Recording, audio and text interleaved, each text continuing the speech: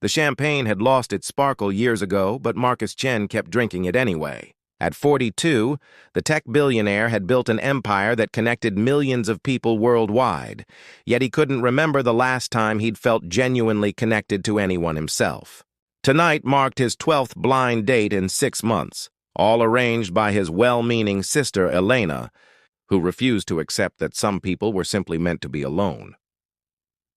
Marcus adjusted his Tom Ford suit and checked his Patek Philippe watch for the 3rd time in 5 minutes. The restaurant, an exclusive establishment where reservations required a 3-month wait and a personal reference, hummed with the quiet conversation of people who never had to check their bank accounts. He'd chosen the venue deliberately, a test of sorts. The women Elena set him up with always passed. Designer dresses, perfect makeup, rehearsed smiles. They wanted the lifestyle, the status, the Instagram-worthy moments. None of them wanted him. The chair across from him remained empty. 20 minutes late, Marcus felt a familiar mixture of relief and disappointment. He signaled for the check, ready to text Elena that this experiment had finally run its course, when he heard a commotion at the entrance. "I'm so sorry, but I have a reservation." "Chen? Party of 2? The voice was breathless, apologetic, utterly unlike the polished tones he'd grown accustomed to hearing. Marcus looked up and felt something shift in his chest. The woman standing at the host's podium wasn't wearing a designer dress. Her simple navy cardigan had a small stain near the hem, maybe juice, maybe paint, and her dark hair was pulled back in a practical ponytail rather than salon waves. She clutched a worn purse against her side like a shield, and her eyes, when they met his across the room, held equal parts anxiety and determination. She made her way to the table, and Marcus found himself standing, a gesture he'd mechanically performed 11 times before, but never truly meant until now. "You must be Marcus." "I'm Sophie." She extended her hand, and he noticed her nails were short and unpolished, the hands of someone who actually used them. "I'm so incredibly sorry I'm late. My daughter, Emma, she had a fever this afternoon, and I had to wait for my neighbor to come sit with her, and then the bus was delayed, and—" She stopped abruptly, closing her eyes. "I'm rambling. I do that when I'm nervous. Elena probably didn't mention I come with a fantastic anxiety package deal. Something unexpected happened then." Marcus laughed. Not the polite chuckle he'd perfected for board meetings, but an actual laugh that came from somewhere deep and genuine. "Elena mentioned you were real," he said, pulling out her chair. "I'm starting to understand what she meant." Over the next hour, Marcus learned that Sophie Martinez was a 3rd-grade teacher who spent her weekends at the public library with her 7-year-old daughter, that she'd been widowed 3 years ago when her husband died in a construction accident, and that she'd almost canceled tonight because spending money on a babysitter felt impossibly selfish when Emma needed new shoes. "Why did you come?" Marcus asked, genuinely curious. He'd offered to pay for the babysitter the moment she'd mentioned it, but Sophie had politely declined. She set down her fork, she'd ordered the cheapest entree on the menu despite his insistence, and met his eyes. "Honestly, Elena told me you were lonely. She said you'd built this incredible company that helps people connect, but that you'd forgotten how to do it yourself. And I thought—" She paused, a slight flush creeping up her neck. "I thought maybe I understood what that felt like. After David died, I threw myself into taking care of Emma, into teaching, into just surviving. It's been 3 years, and I haven't let myself be anything other than Mom or Ms. Martinez. Elena thought we might understand each other." Marcus felt an unfamiliar tightness in his throat. 11 women had sat in that chair, and not one had asked him a single meaningful question. Sophie had spent the last hour asking him about his childhood, his passions, what he would do if money meant nothing. She listened like his answers mattered. "I have a confession," Marcus said, making a decision that surprised even himself. "I hate this restaurant. The food is pretentious, the atmosphere is cold, and I only come here because it's exclusive enough to impress people I don't actually like."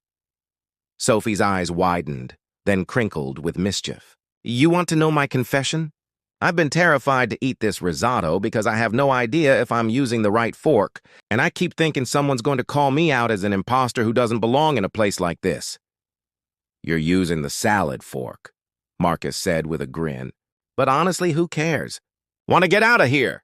20 minutes later, they were sitting in a 24-hour diner 3 blocks away, sharing a plate of cheese fries and talking like old friends. Marcus told her about the pressure of running a billion-dollar company, about board members who saw him as a profit margin rather than a person. Sophie told him about Emma's obsession with dinosaurs, about students who came to school hungry, about the impossible choice between paying rent and buying classroom supplies. "I have an idea," Marcus said suddenly, "and before you say no, just hear me out." He told her about a program his company had been developing, a scholarship initiative for underfunded schools. They had the money, the infrastructure, but it had stalled because none of the executives understood what teachers and students actually needed. "I need a consultant," he said, "someone who knows these schools from the inside, who understands what would make a real difference. The pay is substantial, and the hours would work around your teaching schedule." Sophie stared at him. "Marcus, you barely know me. We've known each other for 3 hours. 3 hours with you has taught me more about what matters than 3 years in boardrooms," he replied. "I'm not offering this because we're on a date. I'm offering it because you're exactly who this program needs." She was quiet for a long moment. "Can I think about it?" Of course. But before she could respond further, her phone rang. Marcus watched the color drain from her face as she answered. "I'll be right there," she said, already standing. Emma's fever spiked. "The hospital. I have to." "I'll drive you," Marcus said, throwing cash on the table. "You don't have to." "Sophie." He looked at her steadily. "Let me help." The drive to the hospital took 15 minutes that felt like hours. Sophie sat rigid with worry, her hands clasped so tightly her knuckles were white. Marcus didn't try to fill the silence with empty reassurances. He simply drove, and when they arrived, he helped her navigate the bureaucracy of the emergency room with the quiet authority of someone used to making things happen. Emma was going to be fine. A bad flu that looked worse than it was.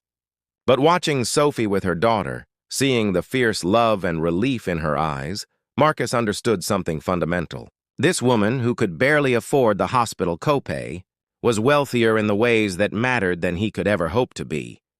It was 4 in the morning when they finally left the hospital, Emma asleep in her mother's arms. "Let me drive you home," Marcus said softly. In the car, with Emma breathing steadily in the back seat, Sophie turned to him. "Thank you. For everything tonight. For not leaving when I showed up late and frazzled. For the diner. For this." Her voice cracked slightly. "I forgot what it felt like to have someone show up for me." Marcus pulled up to her modest apartment building and helped carry Emma inside. The apartment was small but filled with warmth. Emma's drawings covering the fridge, handmade curtains, photographs documenting a life rich in love if not in money. "About that job offer," Sophie said at the door. "If it's still open, I'd like to accept.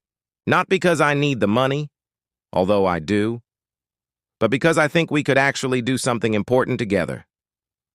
"It's open," Marcus said. "And Sophie, would you like to have dinner again? Maybe at that diner?" She smiled, and it was like sunrise. "I'd like that very much."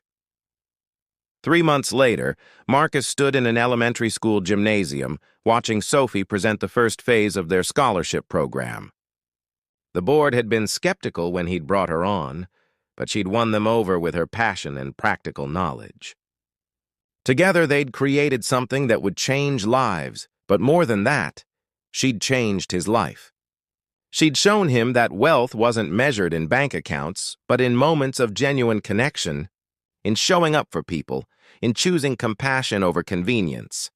That night, with Emma chattering about dinosaurs between them and Sophie's hand warm in his, Marcus realized his sister had been right all along. He'd needed one final blind date, not to find someone to complete him, but to find someone who reminded him that he'd been complete all along. He'd just forgotten how to see it.